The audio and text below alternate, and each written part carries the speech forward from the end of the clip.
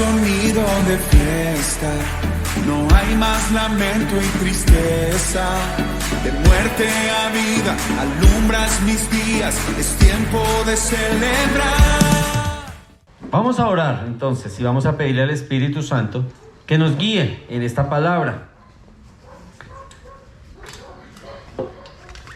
Amado Señor, te damos gracias, te damos la honra y la gloria a ti en esta mañana, Dios bendito, Señor. En tus manos colocamos, Señor, todo lo que podamos decir, todo lo que podamos hacer. Espíritu Santo, guíanos en tu palabra, te lo suplico, Señor, para hablar verdad. Te doy, Señor, toda honra y toda gloria, Padre amado. Te bendecimos, Señor, y te glorificamos, Dios. Trae revelación a nuestros corazones, Señor. Trae el discernimiento de tu palabra. Enséñanos a vivir como tú lo anhelas, Dios bendito. Enséñanos a amar lo que tú amas, a odiar lo que tú odias, Dios bendito, Señor. A dejar de lado el pecado, Dios amado, Señor. A ti, Padre eterno, te doy toda la gloria y toda la honra, Señor, en el nombre de Jesús. Amén y amén. Bueno, la verdad esta semana fue una belleza. En el que tuve una auditoría, son 239,000 contadores y me tocó a mí. El man que me hizo la auditoría me dijo, ¿usted se hubiera comprado el baloto? Le dije, sí. Qué belleza. Sí, me tocó fijo a mí y me dieron 4 días para hacer todo un plan de trabajo que se hace como en no sé cuánto tiempo, que supuestamente es para empresas, pero me tocó a mí. Pero bueno, yo dije, Señor, tú me diste esta profesión y no tengo ni idea por qué, pero tú sí sabes y debe tener un propósito, ¿sí? Y así fue, pues gracias a Dios logramos salir bien, pero no fue fácil. Y yo vengo como esas personas que se meten en esos juegos de como que vienen balancines y usted se quiere levantar y viene una vaina y lo tumba y pasa otra y lo vuelve a tumbar, y yo vengo así de tumbo en tumbo, pero de la mano de Dios, ¿sí? Y aquí estamos, ¿sí? Entonces, pues digamos que Dios ha sido bueno. Y en medio de las dificultades tú aprendes a conocer a Dios y no solo aprendes a conocerlo, tú aprendes a aplicar lo que has aprendido, ¿sí? Y para algunos que sí lo saben, mi mamá estuvo muy enferma y tuvieron que aplicarle un medicamento, ¿sí?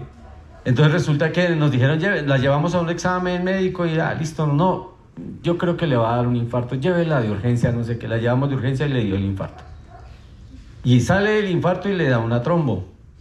Entonces nos dijeron, nos toca aplicarle el medicamento y ella puede morir aplicándole ese medicamento.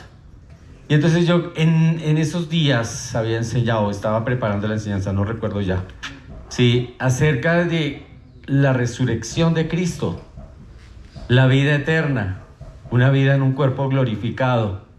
Y yo dije, mi mamá es salva, aplíquele la inyección.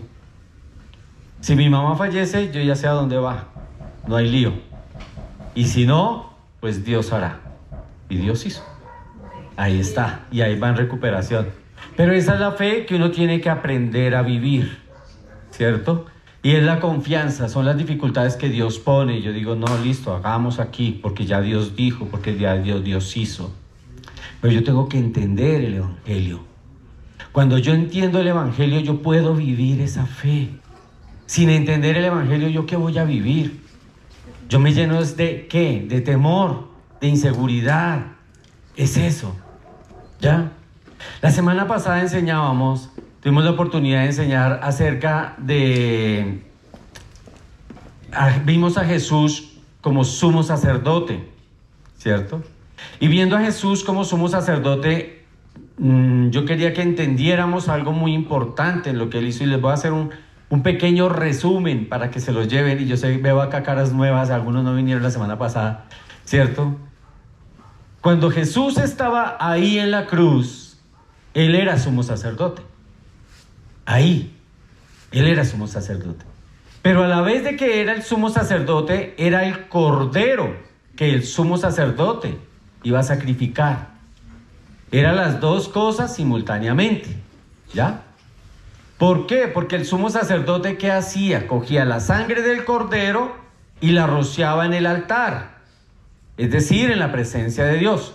Eso fue lo que hizo Jesús. Jesús cogió, siendo el sumo sacerdote, entrega su sangre, el cuerpo, hasta la última gota, ¿sí?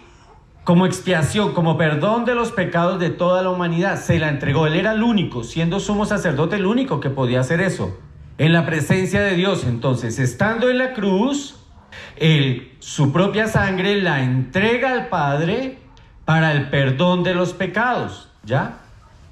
Cuando Jesús muere, en el mismo momento en que ya hace la entrega, ¿qué sucede? El velo del templo se rasga, y eso quiere decir que para el Dios Padre, el sacrificio que Jesús hizo en la cruz, sí fue acepto, sí fue válido. Y entendiendo eso, cuando el velo se rasga, Dios dice: todos los que sean limpios con la sangre de Jesús y sus pecados sean perdonados, tienen entrada a la presencia del Padre. Resumen. ¿Claro? Eso quiere decir que Jesús fue el sumo sacerdote. ¿Ya? Y esa es toda la implicación para ti y para mí. Ahora no tenemos que esperar que alguien ore por nosotros. No. Él es el intercesor. Yo no tengo que esperar que alguien venga a esperar a la confesión ante un sacerdote el perdón de pecados. No. Yo ya tengo la entrada que antes era exclusiva para el sumo sacerdote. Yo tengo la entrada a través de Cristo a la presencia de Dios. ¿Es claro? Listo. Hoy yo quiero que miremos otro aspecto muy importante, y es a Jesús como profeta. Y a Jesús como profeta, perdónenme un momentico que yo no veo nada y esta vaina está muy clarito. Fíjole, hizo sol.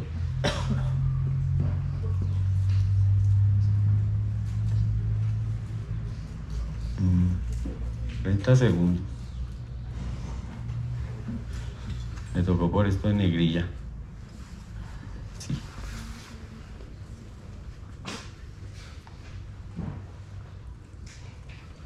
Ahora sí me dio la misma, pero bueno. Hoy vamos a ver a Jesús como profeta. ¿Sí? ¿Cuál era la función del profeta? Cuando nosotros veíamos que el sumo sacerdote, el profeta y el rey de reyes, eso fue Jesús en sus oficios en esta tierra. Y en los tres casos él fue un intermediario, ¿cierto? Entonces el sacerdote recogía la necesidad del pueblo y se la llevaba a Dios. Es decir, el sacerdote estaba de frente al pueblo, ¿sí? Y llevaba la necesidad de Dios. Pero el profeta tiene otra función. El profeta, ¿qué sucede con el profeta? Dios le habla al profeta y le dice: dile al pueblo, ¿sí? Entonces, esa era la función. Y eso fue lo que también Jesucristo hizo, ¿cierto? Eso fue lo que Jesucristo hizo en esta tierra. Entonces, los dos tenían la necesidad de formar la parte espiritual de Israel. Y en el caso nuestro, a Jesucristo formando la parte espiritual nuestra. ¿De acuerdo? Amén. Amén. Primera de Timoteo 2:5 dice: porque solo hay un solo Dios y también un solo mediador entre Dios y los hombres. ¿Cuál es ese mediador? Jesucristo hombre. Nadie más. Cuando tú la tienes clara y alguien te va a hablar de un evangelio diferente o de algo diferente, tú sabes que ese otro está errado, ¿sí? Y eso es muy importante, que nosotros entendamos y conozcamos la palabra de Dios. Entonces, si ustedes, ¿cuántos fueron católicos acá y cuántos iban a misa? Hay nadie, solo yo. Sí. ¿Ah? Uno se daba cuenta que había momentos en la liturgia católica que el cura le daba la espalda a la gente y como que hacía sus cosas allá. Esa era una forma de oficiar como sumo sacerdote en el Levítico. Y era una forma de hacer sacrificios. Es decir, cada 8 días estaba sacrificando a Jesús. Y la palabra de Dios, ¿qué me dice? Me dice en Hebreos 10:12. Pero él, habiendo ofrecido un solo sacrificio por los pecados para siempre, se sentó a la diestra del Padre. Fue una sola vez y para siempre. Yo tengo que tener claro todo lo que implicaba, ¿sí?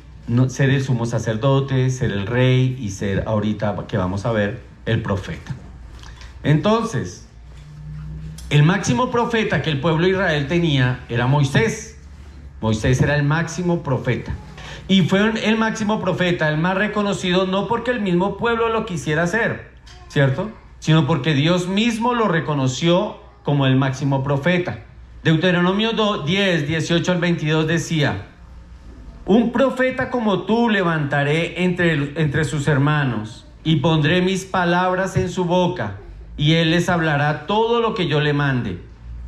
Y sucederá que cualquiera que no oiga mis palabras, que él ha de hablar en un momento, en su nombre, en mi nombre, yo mismo le pediré cuenta.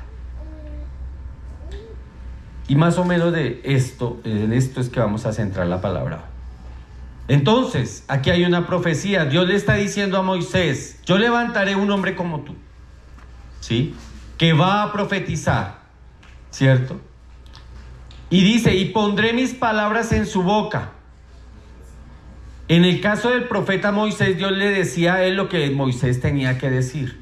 En el caso de Jesús, Dios dice: yo mismo pondré las palabras que quiera que él profetice en su boca. Y en el desarrollo vamos a ir viendo cómo Jesús, de manera tan obediente, ¿sí?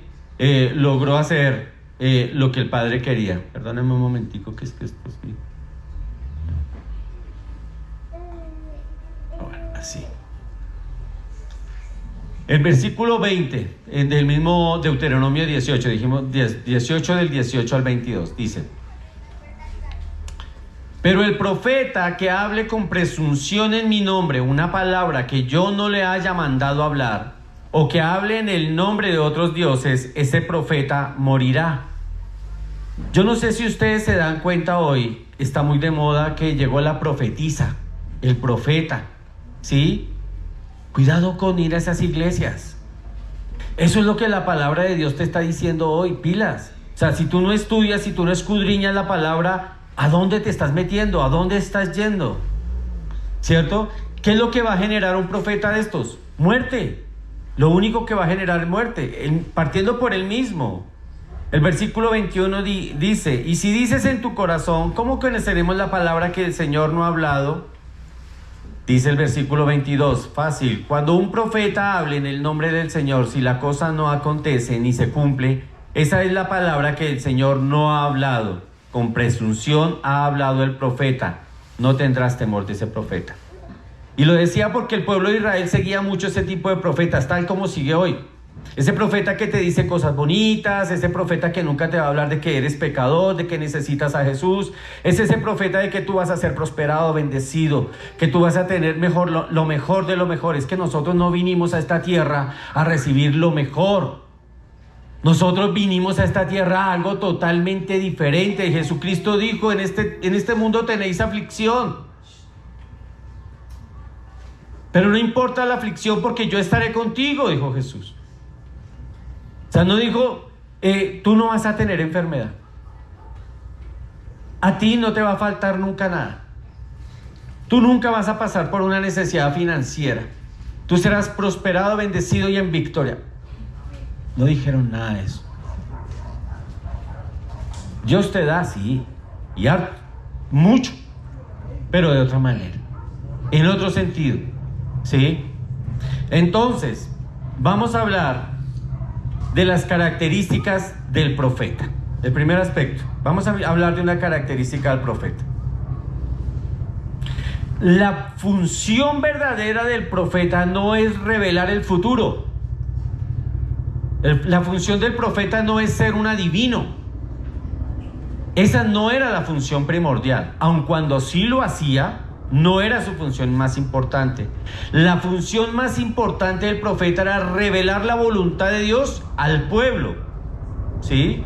Ahora, ¿cuál era la voluntad de Dios para el pueblo? Que el pueblo no estuviese en pecado, ¿de acuerdo? ¿Por qué? Porque el profeta lo que hacía era revelarle al pueblo las consecuencias del pecado. Dios dice, si sigues en pecado, te voy a destruir. Si sigues en pecado, yo voy a hacer que tu pueblo vaya en cautividad. Esa era la verdadera función del profeta.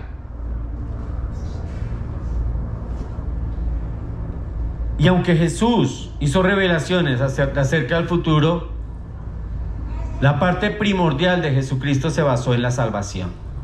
La salvación. En eso consistió, digamos, el servicio de Jesús. Otra característica del profeta era que tenía que haber sido elegido por Dios. Toda esa parranda de charlatanes que usted escucha por ahí, que el profeta y que te profetizo y le ponen la mano y que todo ese show barato, espectáculo mediocre, ¿sí? Yo les digo algo. Si esos no son enviados de Dios, ¿son enviados de quién? De Satanás, tal cual, dígalo sin temor. A nosotros no nos tiene por qué temblar la voz al momento de hablar claro de la palabra de Dios. Si esos tipos no son enviados de Dios, son enviados del demonio. Ya. Porque la palabra es clara. Y aquí en Juan 12:49, mire lo que dice. Porque yo no he hablado por mi boca, Jesús está diciendo eso. Yo no he hablado por mi boca, y está ratificando la promesa que Dios había hecho con Moisés, sino que el Padre mismo me ha enviado, me ha dado mandamientos sobre lo que he de decir y lo que he de hablar. Jesucristo, siendo Dios, no se atrevió a hablar nada por su propia cuenta. Vino en un acto de humildad y de ¿qué? Y de obediencia al Padre. De obediencia al Padre. Y mostrando respeto por la voluntad de Dios. Esto es lo que toda palabra de Jesús pronunció como profeta venía de Dios. Y fue demasiado evidente en la medida en que nosotros vayamos desarrollando esto, nos vamos a ir dando cuenta de que efectivamente lo que Jesús dijo se cumplió. En Juan 6, del 38 al 40, vamos a ver otro aspecto importante de lo que tenía que ser la voluntad del profeta. Y la voluntad del profeta, ¿cuál era? La obligación del profeta era revelar la voluntad de Dios hacia el pueblo. Juan 6, 38 al 40. Jesucristo dice, porque he descendido del cielo no para hacer mi voluntad, sino la voluntad del que me envió. Y esta es la voluntad del que me envió, que todo el que me ha dado, yo no pierda nada, sino que lo resucite en el día final. Mire, ahí hay una promesa. Hay una promesa de resurrección. Esto que está acá, ahorita vamos a ver un versículo, dice la palabra, todo esto que tú estás viendo, tanto el cielo como la tierra, será totalmente destruido. Totalmente destruido. Y la gente se está matando por todo lo que tú puedes ver. Lo que será totalmente destruido. No quedará absolutamente nada. Y todos nos matamos por conseguir de esto que hay acá. Dejamos de hacer lo verdaderamente importante por conseguir lo que va a ser destruido en algún momento. Y el momento está cerca. ¿Sí? Y dice... Y esta es la voluntad del que me envió, que todo el que él me haya dado, yo no pierda nada, sino que lo resucite en el día final. Porque esa es la voluntad de mi Padre, que todo aquel que ve el Hijo y cree en él, y, no dice y, el que lo ve y cree en él, tenga vida eterna, y yo mismo lo resucitaré en el día final. Esa es la esencia. Por eso es que estamos sentados acá. Ahora Jesús deja claro como profeta que está sujeto a la voluntad de Dios, a la voluntad del Padre. Y no solo esto, sino que Él ahí nos está mostrando que hay una condición para la vida eterna. Va a haber un futuro diferente para nosotros, pero hay una condición, y es creer en Él. Creer en Él. Hay otro aspecto importante dentro de la función del profeta, y era que debía ser infalible, ¿sí?, a la voluntad de Dios.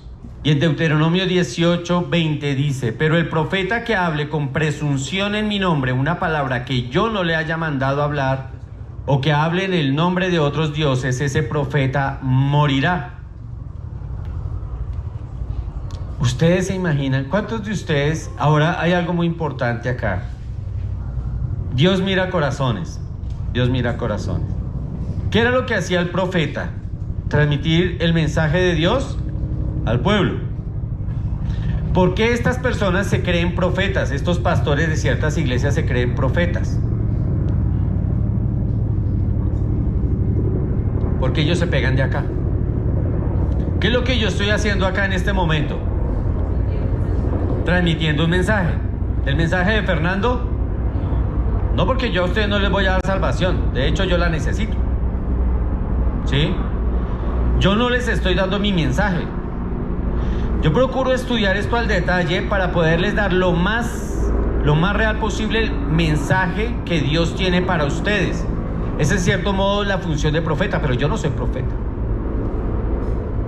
Lo que pasa es que algunos toman eso para creerse y que les tiendan el tapete rojo. Llegó el profeta, llegó la profetisa, y no son más que una parranda de hechiceros ahí.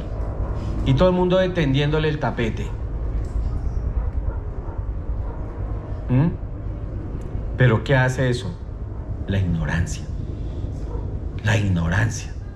Por eso es que mucha gente va a la iglesia, a las iglesias, son engañados financieramente, son engañados de todas formas, de cualquier manera.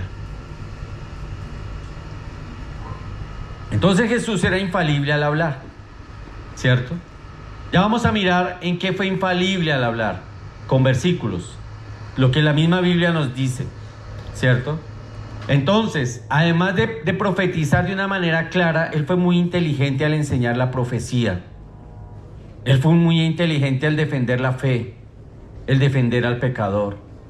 Y no solo habló con profecía para juicio, sino que habló con ¿qué? Con amor y gracia. Gracia para con el pecador. Evidenciando algo que a futuro vendría para nosotros, que es la gracia. ¿Sabes qué dice la palabra de Dios? Que si tú y yo pecamos, Jesucristo es nuestro abogado. Él es nuestro abogado para con Dios. Tu pecado nunca será más grande que el sacrificio que Jesús hizo en la cruz. Ahora vamos a ver a Jesucristo como profeta. En Deuteronomio 34:10, Dios nos dice que Moisés fue el más grande profeta. Miremos lo que dice Deuteronomio. Dice: desde entonces no ha vuelto a surgir en Israel un profeta como Moisés, a quien el Señor conocía cara a cara. Habían pasado muchos años, pero no había vuelto a ver un profeta igual que Moisés, hasta que cuando llega ¿quién? Jesucristo, a hacer las veces de profeta. Ahora, en lo que respecta a los profetas, Jesucristo fue el supremo en todo, no solo en los profetas, en el sacerdote. Jesucristo fue supremo en absolutamente toda la creación. Miremoslo en Deuteronomio 18:15. Dice: un profeta en medio de ti, de tus hermanos, como yo, te levantará el Señor, tu Dios. A él oiréis. Estaba hablándole Dios al pueblo de Israel. Voy a levantar un profeta como tú, pero a él lo tendrán que oír. Y esto es muy importante por una sencilla razón. Porque esta era la profecía que Dios le había dado ¿a quién? Al pueblo de Israel. El pueblo de Israel amaba a Moisés, así como amaba a Abraham. Para ellos Moisés era el top y Abraham insuperables. David, ¿ya? Ellos tenían ahí sus personajes marcados como grandes. Y entonces Dios le dice a Israel: yo te voy a enviar un profeta, un gran profeta, y a él oirás y a él obedecerás, ¿cierto? ¿Qué estaba haciendo Israel? Durante muchísimos años, ¿qué hizo Israel? Esperar ese gran profeta. Para ellos, la llegada de ese profeta era lo máximo. Pero ellos tenían un gran problema, y ese gran problema era la distorsión de la palabra de Dios. Y saben por qué? Porque el pueblo de Israel estaba esperando la llegada de ese gran profeta, de ese gran sacerdote, de ese gran rey, para que volviera, así fuese a través de una guerra, volver a colocar a Israel en el sitial que siempre había estado, la máxima potencia del mundo. Lo que ellos nunca entendieron es que ese profeta venía a algo diferente. Por eso es que cuando ven a Jesús crucificado dicen, ¿ese es el rey? Nosotros no queremos ese rey. Nosotros lo que queremos es un rey que venga a poner a Israel en lo más alto de la cúspide, que acabe con esos romanos y con todas esas naciones paganas. Eso era lo que esperaba Israel. Pero lo que la palabra de Dios decía era algo totalmente diferente. Y ellos obviaron muchas cosas. Jesucristo tuvo más de 100 profecías que cumplió. Más de 100. Entre otras, nacería de una virgen. Llamaría a los que no eran de su pueblo, en este caso somos nosotros, a los gentiles. Sería rechazado por su pueblo, sería odiado sin razón, odiado por sus hermanos, nacería en Belén, etcétera, etcétera. Muchísimas profecías que Jesús tenía que cumplir antes de llegar. Y ellos nunca vieron esas profecías, nunca se detuvieron a analizar lo que la palabra de Dios decía. Y ahí sí podrían haber comparado, venga, este es el profeta. Miremos en dónde nació, en Belén, sí, listo, chulé, sí. ¿Viene de Egipto? Sí, chulé. ¿Nació de una virgen? Sí. Haber escudriñado las escrituras en el Antiguo Testamento y se hubiesen dado cuenta que era el Mesías esperado por Dios. Miremos lo que dice Isaías 35, versículos 5 al 6. Enunciando la característica del Mesías.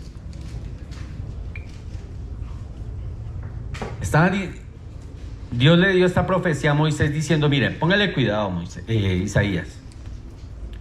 El profeta que haga esto, ese será el profeta enviado por Dios, el profeta esperado por el pueblo de Israel. ¿Qué debe hacer? Dice, entonces se abrirán los ojos de los ciegos y los oídos de los sordos se destaparán. Entonces el cojo saltará como un ciervo y la lengua del mudo gritará de júbilo. Porque aguas brotarán en el desierto y arroyos en el Arabá. Ahora, lo que les digo, esto es súper importante. Porque el profeta Isaías dice, el que haga esto, el que le devuelva la vista a los ciegos, el que haga el milagro de que el cojo ande, resucite muertos, el que haga toda esa serie de cosas, ese es el profeta. Ese es. Pero miren lo que sucede en Mateo 11, versículos del 2 al 5. Juan el Bautista estaba encarcelado. Lo iban a matar. El rey lo quería matar. Mateo 11, del 2 al 5 dice, y al oír Juan el Bautista, en la cárcel, las obras de Cristo, mandó a 2 de sus discípulos. ¿Dónde? Donde Jesús, y le dijo, Jesús, ¿eres tú el que ha de venir o esperamos a otro? El mismo Juan el Bautista ya estaba confuso. Y dice, ¿eres tú o nos toca esperar a otro? Y miren la manera en que responde Jesús. Los ciegos reciben la vista, los cojos andan, los leprosos quedan limpios, los sordos oyen, los muertos son resucitados y a los pobres se le anuncia el evangelio. ¿Por qué Jesús no le dijo sí o no? Porque Jesús le estaba diciendo, yo estoy ratificando la profecía, hermano. Hermano, la profecía, lo que estaba dicho del Mesías, yo lo estoy cumpliendo aquí. Yo sí soy el Mesías. O sea, fue una manera directa de decirle, y mire que Juan el Bautista no volvió a preguntar nada, dijo, listo, este es. Por eso dijo, yo no soy ni digno de siquiera de desatarle las sandalias a este hombre. Ya la tenía clara, le clarificó. Pero ¿cómo le clarificó Jesús a Juan el Bautista? ¿A través de qué? De la palabra. yo te hago una pregunta. Hay una promesa de Jesús en su segunda venida y tú la tienes clara. ¿Tú tienes claro cómo va a ser esa segunda venida? ¿Estás preparado? ¿Estás completamente seguro o segura? No se te olvide que Jesús dijo un día: a algunos les diré, alejados de mí, hacedor de maldad, no te conozco. Y ahí ya no hay nada que hacer. ¿Ven? ¿Ven lo importante que nosotros tenemos? Listo, eso pasó ahí en el Antiguo Testamento. Y por eso esta gente, como no entendían eso, lo mataron, lo crucificaron, lo entregaron. Prefirieron un ladrón al Mesías. Y esperaban tanto el Mesías y terminaron cambiándolo por el peor ladrón. ¿Por qué? Por puro desconocimiento de lo que Dios había dicho en el Antiguo Testamento. Hoy hay una nueva promesa. ¿Tú conoces la palabra hoy? ¿Sí? ¿Estaremos en la misma situación que el pueblo de Israel esperando ese Mesías y llega el Mesías y lo matan? Ahora era necesario y Dios sabía que eso iba a pasar. Es por eso que Dios permite que pasen muchas cosas que aparentemente son injustas, porque Él sabe y Él tiene el control de todo. Amén. En Hechos de los Apóstoles sucede algo muy curioso. Resulta que iba Pedro con otros discípulos, ¿sí? Y resulta que sanaron un cojo y entonces lo iban a agarrar, lo iban a coger, que mejor dicho lo iban a endiosar. Y Pedro aprovecha ahí para ministrar al pueblo de Israel, para llamarle la atención. Y mire lo que le dice en Hechos de los Apóstoles 3, del 13 al 17. Dice: el Dios de Abraham, de Isaac y de Jacob, el Dios de nuestros padres ha glorificado a su siervo Jesús, al que ustedes entregaron y repudiaron en presencia de Pilato cuando éste había resuelto ponerle en libertad. Pedro les está diciendo: a ese que ustedes no quisieron escoger, Pilato lo iba a poner en libertad, pero que ustedes no quisieron escoger, a ese Jesús, Dios lo resucitó. Es decir, lo que estaba diciéndoles Pedro, ustedes se equivocaron. Dice: mas vosotros repudiasteis al santo y justo y pedisteis que se os concediera al asesino.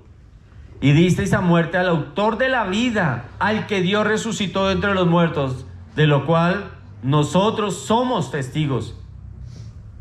Y por la fe en su nombre, en el nombre de Jesús, lo que ha fortalecido a este hombre, a quien ustedes ven y conocen, y la fe que viene por medio de él, le ha dado esta perfecta sanidad en presencia de todos ustedes. Es decir, Pedro les está diciendo: yo vi a Jesucristo resucitado, y ese Jesucristo resucitado fue el que me dio a mí el poder para sanar a este cojo.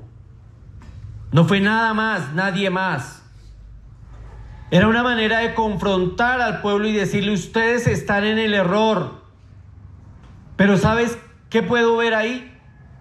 Pedro les está diciendo: no sigan en el error.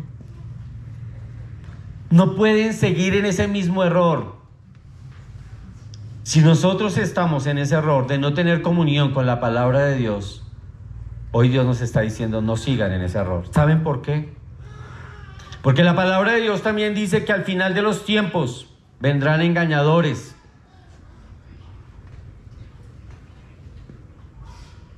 ¿Y por qué creen que esas iglesias están tan llenas? ¿Por qué creen? Porque la gente quiere que le digan cosas bonitas, que la vida es color de rosa, que no necesitan cambiar.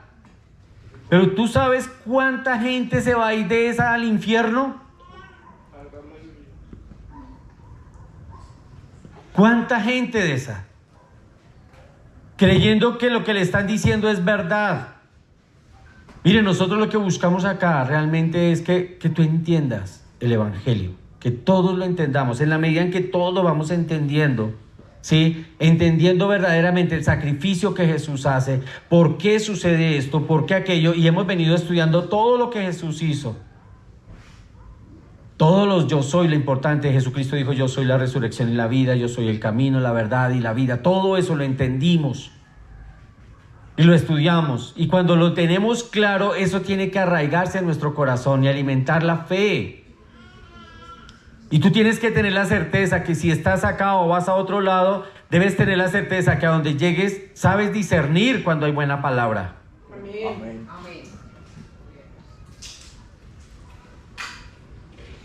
Cuando los ponen a temblar, temblaba uno cuando la mamá cogía la correa, ¿sí o no? ¿Cuántos temblaron con eso? Ninguno. Ay no, solo a mí.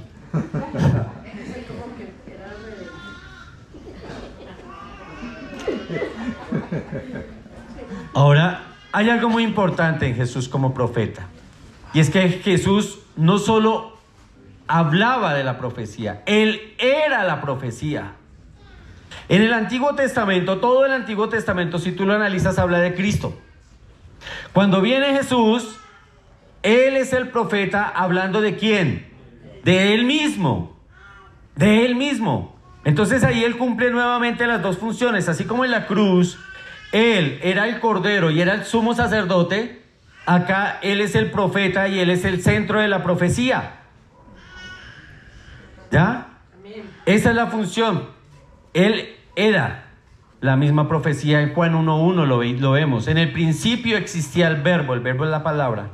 Y el verbo estaba con Dios y el verbo era Dios. Él es la encarnación misma de la palabra. Por eso era que Él podía hablar con toda propiedad. Porque estaba hablando de sí mismo. Porque conocía al Padre. Porque Él venía del cielo. Él podía explicar perfectamente todo lo que Él sabía. ¿Cierto?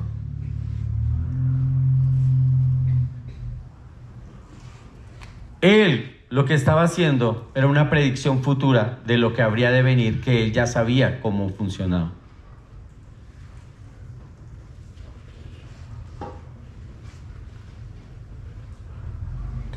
Jesús fue el único profeta que profetizó sobre sí mismo en cuanto a su muerte. Él sabía cómo iba a morir. ¿Cuántos de nosotros sabemos cómo vamos a morir? ¿Cuándo vamos a morir? ¿Quién nos va a matar? ¿O será muerte natural? Jesucristo sabía. Él sí se los dijo a los discípulos. Él sabía que Él lo iba a engañar. Él sabía que iba a estar solo. Y Él lo profetizó y lo cumplió y se cumplió, que era lo que veíamos antes. Aquel que profetice y no se ha visto lo que Él profetizó es digno de muerte. En el caso de Jesús no. Él profetizó y todo se cumplió. Todo a la perfección. Ahora sí entiendes por qué tú eres cristiano. Ahora sí tú entiendes por qué sigues a Cristo. Hay una razón más para creer en eso. ¿Ves? Nunca falló a la verdad. Y todo lo que Él dijo que se iba a cumplir, se cumplió en su palabra. Cuando Jesús habla, las bienaventuranzas, bienaventurado, creo que Miguel ahora mencionaba al bienaventurado, los pobres de espíritu, ¿sí? Esas bienaventuranzas en el Evangelio de Mateo, entonces lo que Jesús está diciendo en el Sermón del Monte es que esas bienaventuranzas hablan ¿de quién? De Él mismo en un futuro. En un futuro. Y lo que Él está diciendo son las bendiciones que Él está dispuesto a dar en el futuro para aquellos que hagan eso. Eso lo vamos a ver. Vamos a enseñar las bienaventuranzas una a una, detenidamente. ¿Qué implicación tiene para nuestra vida cristiana? Lo que Jesús está haciendo en las bienaventuranzas es describiendo su vida personal en lo que va a ser el reino de los cielos. No tendréis aflicción, no tendréis dolor, no habrá llanto ni crujir de dientes.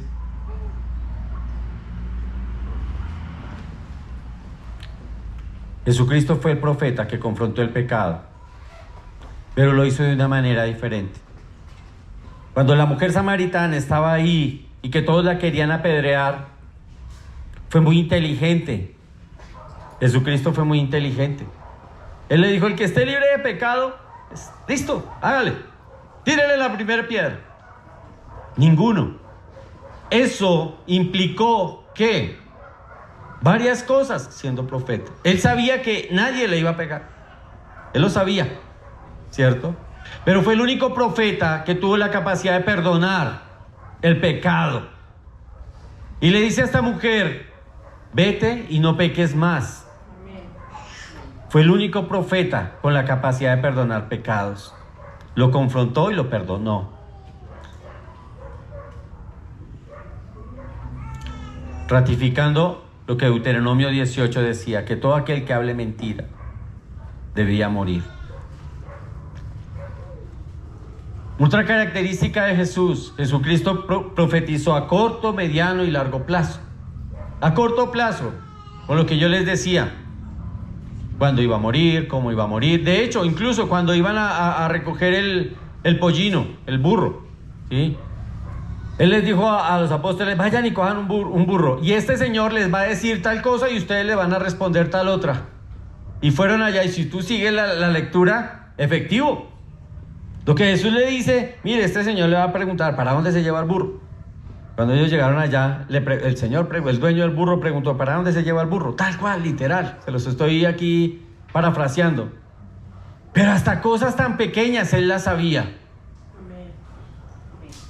Profetizó a mediano plazo y se cumplió. ¿Cuál profecía? Cuando llegaron a Jerusalén y vieron el templo tan grande, tan majestuoso, y los apóstoles quedaron asombrados, Jesús les dijo: no se asombren de eso, que no quedará piedra sobre piedra.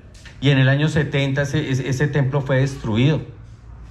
A corto plazo, esa profecía se cumplió. Los romanos destruyeron ese templo. Y viene otra profecía más grande. La profecía grande es la segunda venida. Él profetizó un día de juicio y profetizó su segunda venida. Él profetizó que habría juicio sobre las naciones. Y yo te hago una pregunta: ¿tú crees que esa profecía del juicio caerá sobre ti? ¿Habrá juicio sobre ti? ¿Sí o no? ¿No? ¿Están seguros? Vamos a ver. Claro que no.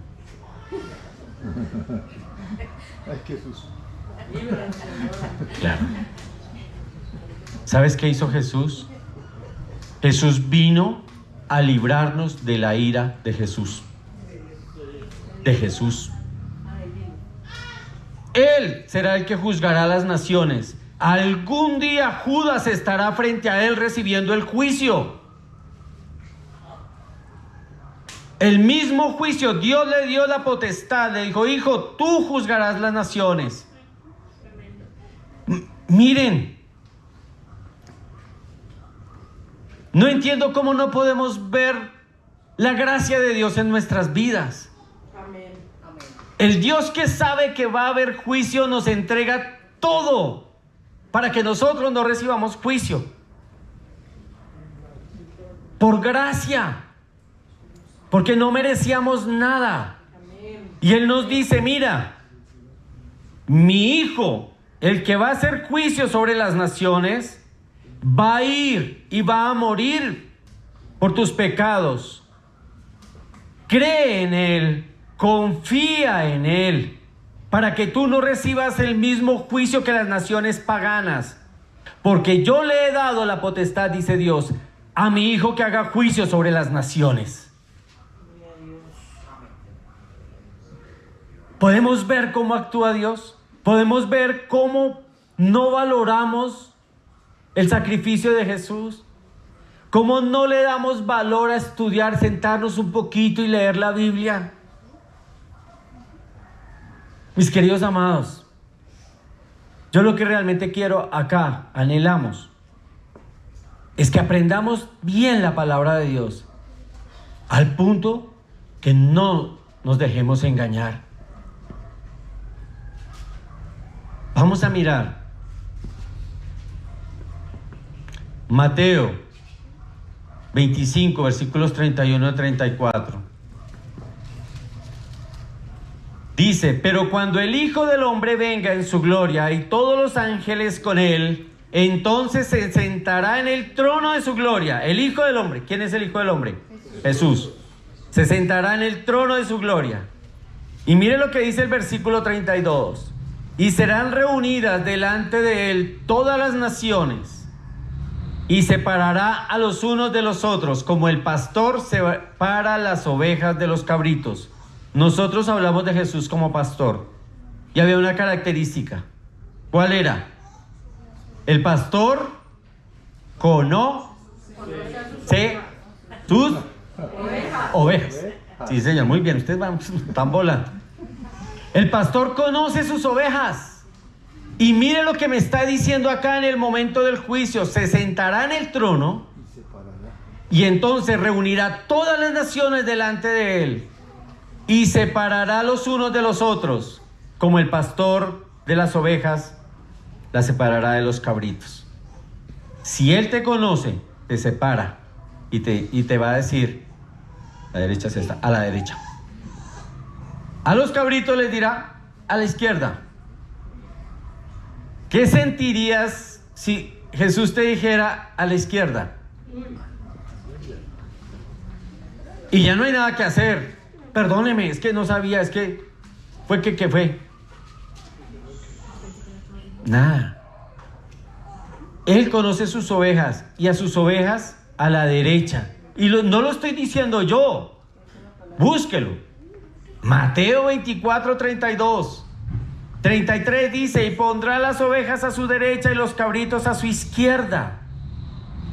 Entonces el rey dirá a los de su derecha. Mire lo que le va a decir a los que pasó a la derecha. Por eso es que la izquierda no me gusta. Entonces le dirá a los de la derecha: venid, benditos de mi Padre, heredad del reino preparado para vosotros desde la fundación del mundo. Amén. Gloria a Dios, porque eso será lo que tú recibirás. Gloria a Dios.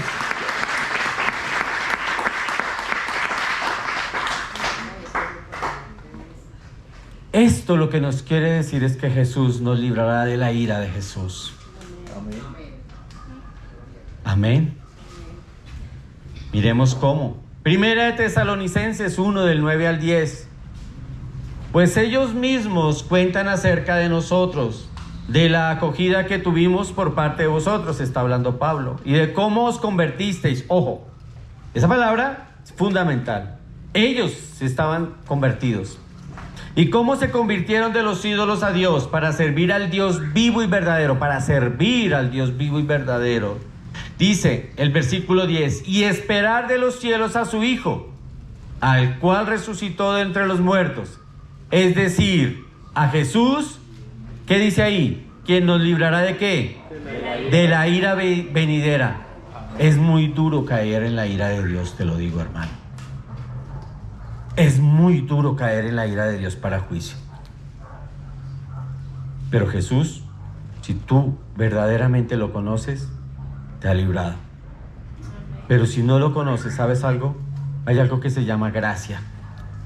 Y hoy Dios te está diciendo: ven, tengamos un encuentro. El Nuevo Testamento habla de un juicio y es un tiempo no especificado. No sabemos en qué momento sucederá, ¿cierto? Pero es el momento en el que Dios arreglará justas cuentas con todos, especialmente con los que han suprimido la verdad de su gloria, los que no han querido reconocer a Jesús. Miremos lo que dice Romanos 2, del 4 al 5. O tienes en poco las riquezas de la bondad, o sea, ¿vale tan poco esa gracia y ese regalo que Dios te hizo? Dice: o tienes tan poco las riquezas de su bondad, tolerancia y paciencia, ignorando que la bondad de Dios te guía al arrepentimiento. Esto es fundamental. Eso es fundamental. Nosotros tenemos que ser guiados al arrepentimiento. Todos pecamos, pero debemos ser guiados al arrepentimiento. Mas por causa de la terquedad de tu corazón no arrepentido, estás acumulando ira para ti en el día de la ira y de la revelación del justo juicio de Dios. Para aquel que no tiene un verdadero arrepentimiento, ¿qué es lo que está acumulando? Ira. ¿Para cuál día? Para el día de la ira. De la misma manera en que Dios es bueno y generoso, no lo provoques a ira. No lo provoquemos a ira. Y yo te digo algo: estos falsos profetas, esta gente que solo por la vanagloria de este mundo venden la verdad de Dios. Yo no me imagino lo que irá a pasar con esas personas el día del juicio de Dios. Porque si hay algo que Dios ama es su iglesia. Segunda de Pedro 3:7, mire lo que dice. Pero los cielos y la tierra actuales están reservados por su palabra. Mire lo que tú ves. Póngale cuidado a lo que tú ves, de lo que tanto te fascina. Pero los cielos y la tierra actuales están reservados por su palabra para el fuego, guardados para el día del juicio y de la destrucción de los impíos. Todo esto está reservado para el día del fuego. De lo que más nos enamoramos, de lo que más anhelamos, está reservado para el día del fuego. Pensemos más en el reino de los cielos que en lo que hay en esta tierra. El gran trasfondo de la segunda venida de Jesús es el rescate de su pueblo. Y miremoslo, Primera de Tesalonicenses 5, del 2 al 10. Estoy mencionando otros versículos, pero lo que yo quiero es fundamentarles bien, que nosotros tengamos claro que sin arrepentimiento, ¿qué hay? Juicio. Sin reconocer a Jesús como nuestro Señor y Salvador, ¿qué hay? Juicio. Aquí nosotros nos estamos quitando esa venda que en algún momento el pueblo de Israel tuvo. ¿Este es el Mesías? ¿Esperamos otro? No, tú estás preparado. Llegó el momento de la segunda venida. Tranquilos. Jesús reina en nuestro corazón. Nos recibimos como Señor y Salvador. Tenemos claro lo que Él vendrá a hacer, pero estamos tranquilos y seguros por su gracia y su misericordia. Eso es lo que realmente nosotros tenemos que tener claro. Primera de Tesalonicenses 5, del 2 al 10 dice: pues ustedes mismos saben perfectamente que el día del Señor vendrá como un ladrón en la noche. Eso quiere decir en cualquier momento. Que cuando estén diciendo paz y seguridad, esto es lo que va a pasar. Y esto fue lo que pasó con Noé en el arca. Noé, venga, súbanse al arca que va a llover. ¿Qué es llover? Nadie se subía. En la segunda venida de Jesús, está acá hablando carreta este man. Deje fumar. Sí, nadie cree. Y entonces todo el mundo sigue su vida normal, su vida rutinaria y tal. Pero mire lo que estoy diciendo. Cuando ustedes digan, vivimos en paz y seguridad, todo está muy chévere, entonces la destrucción vendrá sobre ellos repentinamente, como dolores de parto a una mujer que está encinta, y no escaparán. Yo me imagino, bueno, no tengo ni la más remota idea, pero cuando a una mujer le empiezan los dolores de parto, eso ya no para, ya no tiene reversa. Pues creo yo. Sí, ya cuando va a llegar el bebé. Sí, ya, mejor dicho, ya para cuando nazca el bebé, ¿verdad? Eso es lo que la palabra está diciendo. Ya no habrá escapatoria, ¿sí? Mas ustedes, hermanos, no están en tinieblas para que el día los sorprenda como ladrones. Todo el que nació de nuevo no está en tinieblas. Jesucristo dijo: yo soy la luz del mundo. Yo soy la luz. Y nosotros tenemos a Jesucristo, tenemos esa luz, ¿verdad? Mas vosotros, hermanos, no estás en tinieblas para que el día los sorprenda como ladrón. Porque todos ustedes son hijos de luz e hijos del día. Son hijos. La gente que dice, los que distorsionan la palabra, yo no creo en eso. Porque Dios es un padre bueno y un padre no envía a sus hijos al infierno. Y eso es verdad. Dios como padre no va a enviar a sus hijos al infierno, pero a los hijos, a los que no son hijos, sí. Y eso a los que no creyeron no son hijos. El que no cree en Jesús no es hijo de Dios. Esos sí van al infierno, pero esa es la parte que están obviando. ¿Ya? Por tanto, no durmamos como los demás, sino estemos alerta y seamos sobrios. Porque los que duermen de noche duermen. Y los que se emborrachan, de noche se emborrachan. Pero puesto que nosotros somos del día, seamos sobrios, habiéndonos puesto la coraza de la fe y del amor por el yelmo de la esperanza de la salvación. Miren lo que dice el versículo 9. Aquel que recibió a Jesús tiene esto.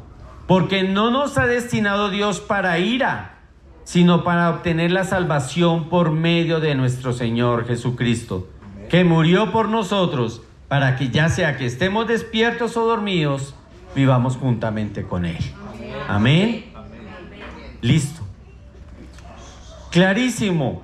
Jesús como profeta advirtió, hay una segunda venida. Habrá un juicio. Estamos advertidos. Pero también nos dio la solución. Por fe, hagamos de Jesús nuestro Señor y Salvador. Amén. Y ya quiero ir cerrando con esto. En Apocalipsis 22:20 dice, el que testifica estas cosas dice, cerrando Apocalipsis, Jesús dice, el que testifica estas cosas dice, sí, vengo pronto. Amén y amén, Señor Jesús. Cerrando toda la palabra de Dios, Jesús dice, vengo pronto. ¿Estás preparado? La palabra de Dios dice, toda rodilla se doblará delante de Él. Así sea el más impío de los impíos, el más sucio de los habitantes, se doblará ante Jesús. El tema no es que tú te dobles por obligación. El tema es que nosotros nos doblaremos por honra ante Él. Amén. Démosle una gracias al Señor. Vamos a orar.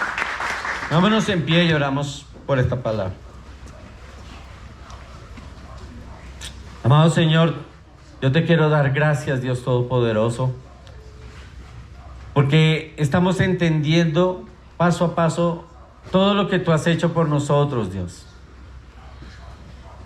Abre nuestros ojos espirituales, Señor, para que podamos ver tu gloria, Dios, entender tu palabra, Señor. Espíritu Santo, guíanos a toda verdad y no permitas que nos desviemos de nuestra fe. Yo te doy toda la gloria a ti y toda la honra, Señor, porque tú nos diste todos los elementos necesarios para la salvación. Todos los elementos necesarios, Señor, que nos llevan a evitar tu ira. Amado Padre, que la gloria sea para ti, mi Señor Jesús. Gracias, Señor, porque algún día estaremos delante de ti, no para recibir juicio, sino para darte la gloria y la honra. Algún día, Señor Jesús, estaremos delante de ti para agradecer ese gran sacrificio, Señor, para honrarte y glorificarte por todos los días de nuestra eternidad. Y estaremos en la presencia del Padre, estaremos gozosos, Señor, declarando la victoria sobre la muerte, declarando la victoria sobre el pecado, Señor. Que la gloria y la honra sean para ti, Jesús. Amén y amén.